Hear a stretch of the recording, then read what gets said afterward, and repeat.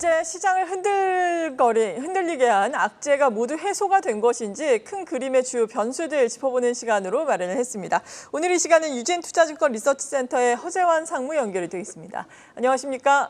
네, 안녕하십니까? 네, 그래도 주요 경제 지표가 양호하게 나왔는데 이제 관건은 또 9월 FOMC를 통해서 기준금리가 어느 정도 인하할 것인가 여부가 될 것 같습니다. 이번 주에 경제 지표를 확인을 해가면서 시장은 일주일 전까지만 하더라도 CME 페드워치에 따르면 50bp 인하 가능성이 55%가 나왔는데 지금은 25%로 낮아지고 있는 상황이거든요. 오히려 베이비 스텝으로 기준금리 인하하는 것이 시장엔 더 호재가 되는 것인지 일단 어느 정도 인하할 것으로 예상하고 계세요? 네, 아무래도 최근에 경제 지표들이 긍정적으로 나오면서 50bp보다는 25bp 금리 인하 가능성이 상당히 좀 높아졌다라고 좀 보이고 있고, 저희도 이제 그런 부분에 있어서 동의를 하고 있습니다.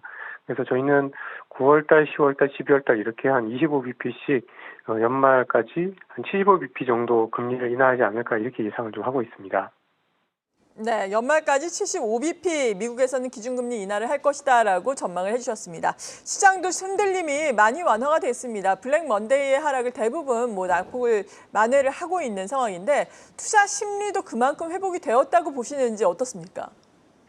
투자 심리는 그 정도는 아니지 않을까라고 좀 보고 있습니다. 왜냐하면 사실 물론 이제 조금 더 지켜보긴 해야 되긴 합니다만은 기본적으로 투자 심리를 나타내는 데 있어서 중요한 거는 주식시장으로 돈이 들어오는지가 지른지 여부가 굉장히 좀 중요할 것 같은데요. 최근 들어서 국내 주식시장 같은 경우에 고객 예탁금이라든지 신용융자 잔고라든지 이런 어떤 증시 주변의 어떤 자금 흐름을 보면은 오히려 돈이 좀 빠져나가고 있는 상황입니다. 그래서 시장의 심리가 완전히 다 회복이 되었다 이렇게 좀 보기는 어려울 걸로 좀 보여지고, 그리고 사실 최근 들어서 이제 주가가 8월 5일 날 저희의 이제 블랙 먼데이 때 주가는 좀 회복을 하고는 있습니다만은 사실 이제 7월 중순부터 해서 주가가 고점을 찍었고 그 이후에 여러 가지 악재들 예를 들면 미국 대선이라든지 미국 AI 버블론이라든지 이런 논란들에 대해서 아직까지는 좀 불확실성들이 좀 남아 있는 상황입니다. 그리고 여기다가 이제 중동 지역에 대한 어떤 불안, 또 좀 남아 있고 또 우크라이나와 러시아 간의 어떤 그 갈등 상황들도 좀 남아 있기 때문에 투자 심리가 완전히 회복되었다라기 보기는 좀 어렵지 않을까라고 저희는 좀 보고 있습니다. 네, 거래량이 여전히 예년에 비해서 상당히 위축되고 있는 현실인데 이 부분이 좀 회복되기를 바라보겠습니다. 그 요인으로 러시아, 우크라이나 전쟁이라든지 중동의 지정학적 리스크 꼽아주셨는데 지금 가자지구 휴전 협상이 하마스가 빠진 채 좀 재개가 되지 않았습니까? 이 부분에 증시에 미치는 영향이라든지 앞으로 증시에 미치는 시사점은 어떤 것들이 있겠습니까? 네, 사실 이제 시장이 굉장히 예민할 때는 이러한 부분들이 이제 투자자들의 어떤 심기를 거스리는 악재가 되기도 합니다만은 지금처럼 이제 미국 경기 자체에 대한 어떤 불안감들이 좀 완화가 됐을 때는 아주 심각한 악재가 될 가능성은 그렇게 높지는 않아 보입니다. 그러나 말씀하신 대로 지금 가자지구를 비롯한 이스라엘과 이란 간의 어떤 전쟁 갈등 자체는 상당히 좀 악재가 될 가능성들이 분명히 좀 남아있는 요인들이고요.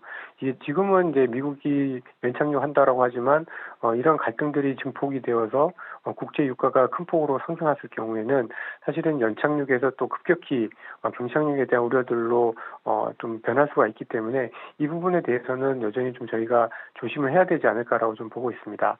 다만 이제, 아직까지는 이제 이러한 중동 지역의 악재를 반영하는 가장 중요한 루트가 결국은 유가인데요.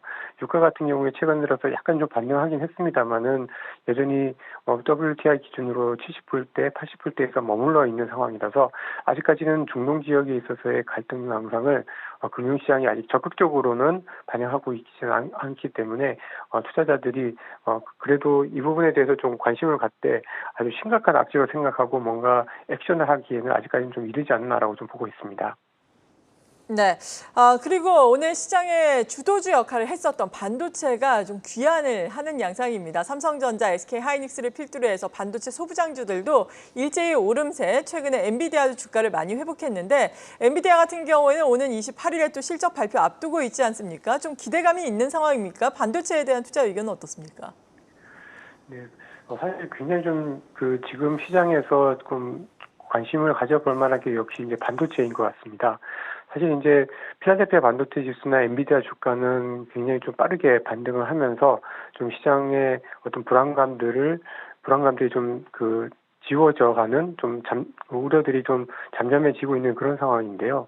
물론 이제 오늘 같은 경우에는 주가가 좀 오르고 있긴 합니다만은 사실 저희 8.15 광복절 이전만 하더라도 이 반도체 주식들의 어떤 반등 강도가 그렇게 크게 강하지는 않았었습니다. 그리고 그 이면에는 결국은 AI와 관련된 어떤 버블론, 그다음에 이제 하반기에 이제 저희 국내 반도체를 비롯한 한국 수출의 어떤 정점 논란 이런 것들이 좀 남아 있는 상황인데요.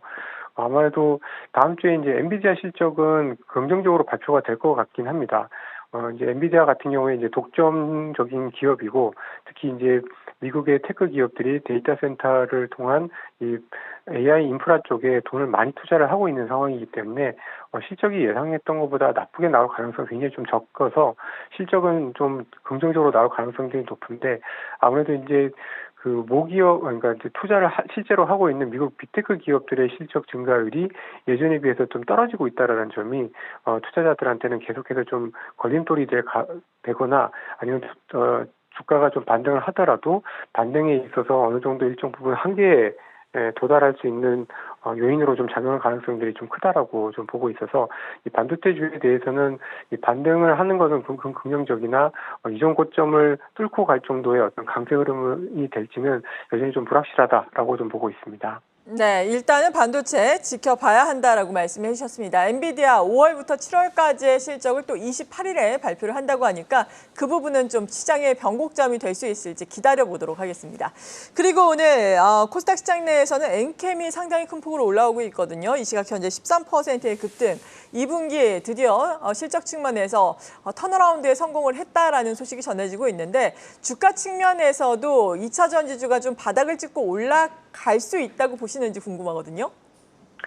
예, 주가가 어떻게 보면 약간 2차 전지 같은 경우에 굉장히 오랫동안 쉬었고 또 주가가 또 많이 빠졌기 때문에 뭐 이렇게 반등하는 과정에서는 충분히 좀 올라올 수 있다라고 좀 보고 있습니다. 다만 이제 앞서 말씀드렸던 반도체처럼 2차 전지 쪽 같은 경우에는 좀 더 저희는 좀 조심스럽게 좀 더 보수적으로 좀 보자라는 의견들을 좀 갖고 있는 상황인데요. 가장 큰 이유는 이 2차 전지와 관련된 많은 기업들의 어떤 선행지표 역할을 하는 것들이 결국은 한국의 양극재 수출입니다.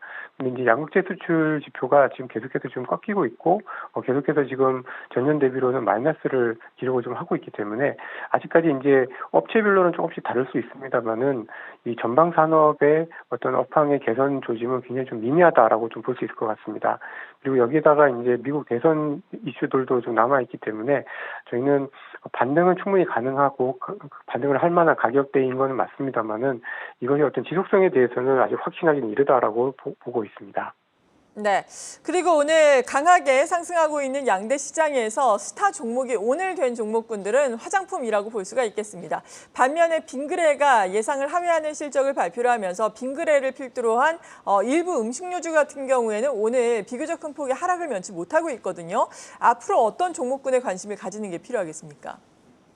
네, 말씀하셨던 이런 화장품 같은 주식들은 사실은 이제 미국의 소비가 긍정적인 경우에 상대적으로 그동안 주가는 많이 못 올랐으면서도 실적은 꾸준히 좀 괜찮아질 수 있는 산업들이기 때문에 좀 관심을 좀 가질 필요가 있을 것 같습니다.